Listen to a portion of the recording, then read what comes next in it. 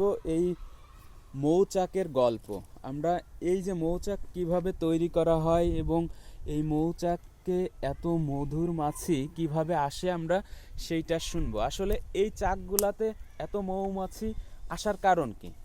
এই মৌমাছি কারণ আপনার এই চাকে রানী আছে বুঝছেন, হ্যাঁ এই রানীতি আর রানী আছে, হ্যাঁ এরা ডিম পারে হ্যাঁ বুঝছেন। ডিম পারলে পারে এই ডিমের সাথে হলো বাচ্চা হয়। হ্যাঁ আপনার উপরে থাকে মধু, নিচে থাকে হলো আপনার নিচে- এই রানী কোনটা মৌমাছি দেওয়া কি আছে? আপনারা চিনতে পারেন কোনটা রানী মৌমাছি? রানী আছে এর ভিতরে কোনটা?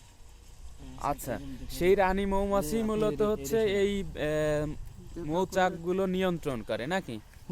রানীতি কন্ট্রোল করে বুঝছেন।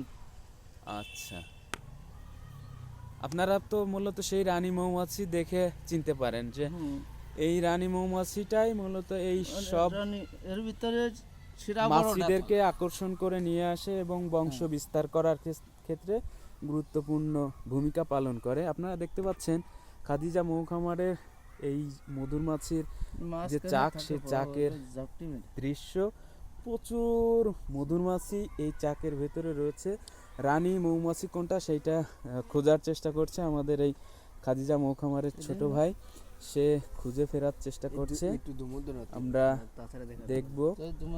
আসলে এই মধুর মাছি নিয়ে খেলা, এটা কিন্তু খুবই ভয়ঙ্কর একটা দৃশ্য, ভয়ঙ্কর একটা ব্যাপার। যদি কামড়ে দেয়